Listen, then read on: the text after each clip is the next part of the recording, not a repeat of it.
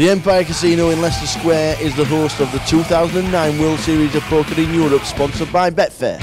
The staff need respect from the players, obviously, when in difficult situations that you're tournament directing. Do you think you've got the respect of most of the high-profile players now when you were a tournament director?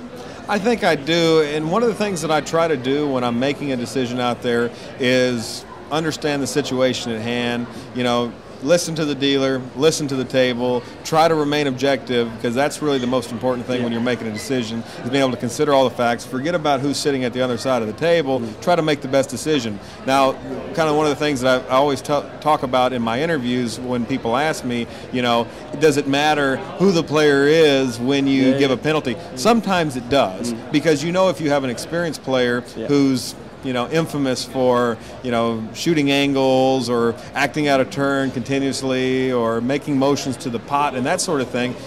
If I've given these guys warnings in the past, they're probably not going to get a warning when I go to the table and they've done something that I've warned them for or given them a penalty for in the past. I'm probably more than likely going to impose some type of harsher penalty based on the situation and whatever it was that they did.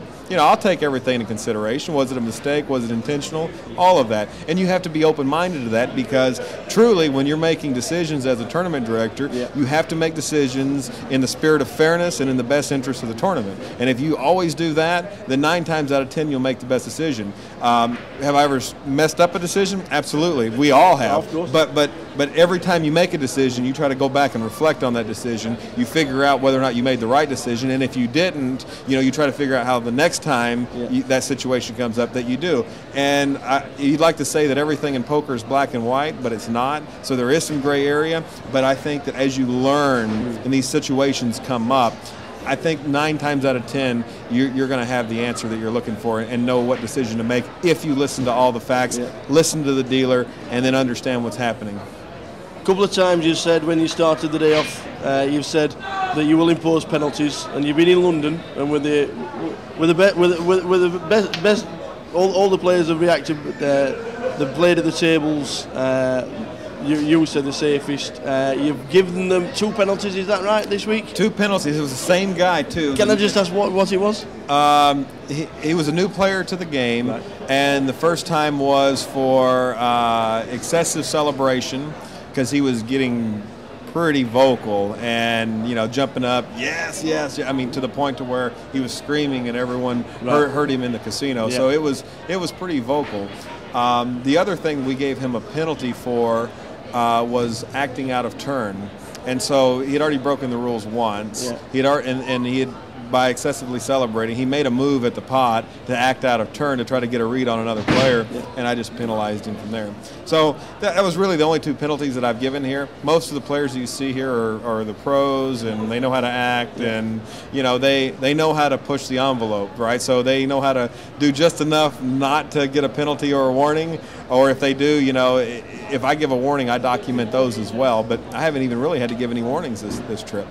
It's because we're nice gentlemanly players in the UK. I tell you what, the European players are pretty tough. Team Europe took away the Caesars Cup, and I know Team Americas were playing their heart out too, because I saw the somber looks on all of their faces, when Huck got beat by a net. And the Americans don't like getting beat at all, do they? No matter what it is. I don't think any poker player likes getting beat. It's a very competitive sport. We can call it a sport, right? It's a very competitive sport, and even if there's not money on the line, there is competition on the line, and they want to win.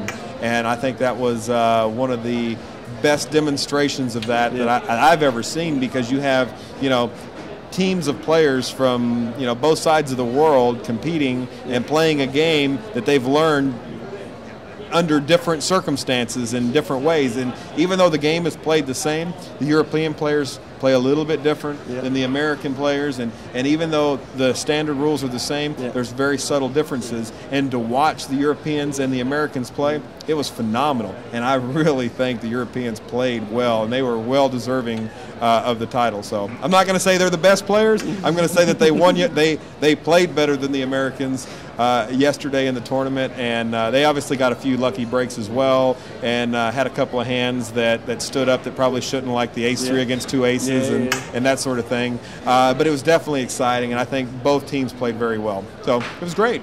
Final question while we're up here on the balcony, overlooking Leicester Square. How's London treating you? London's great. Come here every year. Usually spend 3 weeks. The thing that of course I don't like the most is being away from my wife and my daughter for 3 weeks. But in terms of the hospitality, the property, the players, everyone's been very kind. The tournament's gone very well, and to date I think it's been a success. Knock on wood. We need to finish it off and go out with a bang. Tournament Director Extraordinaire, Jack Effel, thank you very much. Thank you.